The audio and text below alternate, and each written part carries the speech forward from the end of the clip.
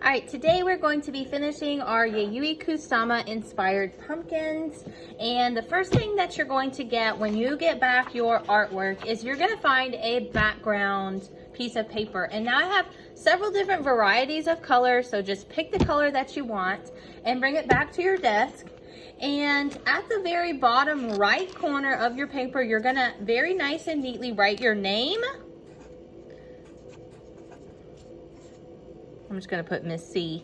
And then you're going to write your secret code. Whatever your secret code is, you can make a box. And then inside of that box, you can write your secret code. Whatever that is. All right, the next thing that you're going to do is you're going to cut out your pumpkin.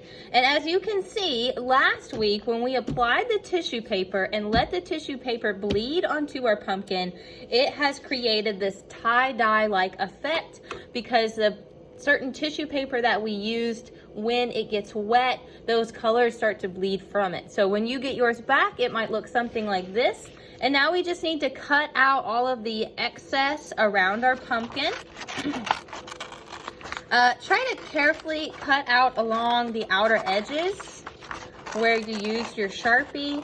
If you did have some vines or things that are hanging off of the side, you can cut them out as well. I don't really like having a bunch of extra stuff while I'm cutting, so I usually just try to cut off sections as I go. That way it makes it easier for me to cut.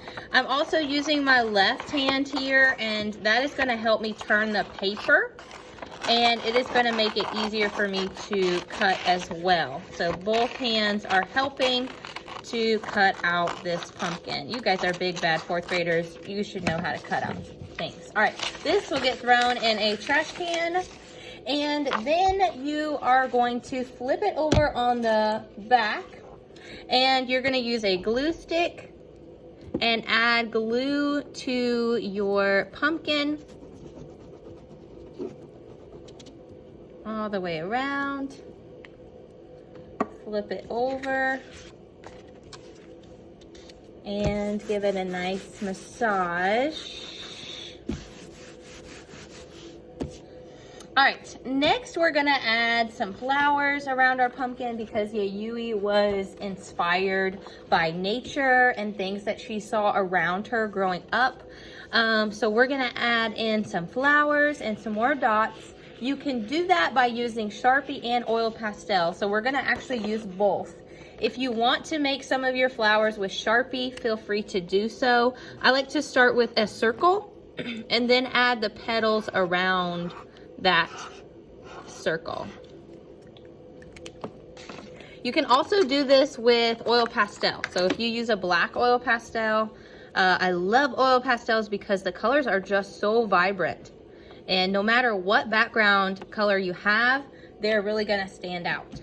So I'm gonna just go around my background and I'm gonna make several different flowers. You can think about really any kind of flower that you know, or leaves, or roses, tulips, anything like that. Once you're done making your flowers, then you're gonna just make some vines that kind of lead to them. So spiral lines, curve lines, lines that flow, because flowers and stems and all of those things, they're never straight up and down. They always have some kind of flow, motion. And Yayoi used a lot of, lines that show motion in her artwork, so we want to show those as well.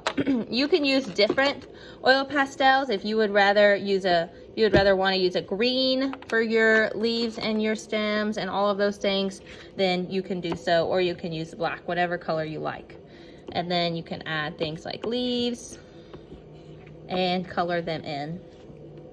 And then inside of each flower, you can use different color oil pastels and then color them in as well.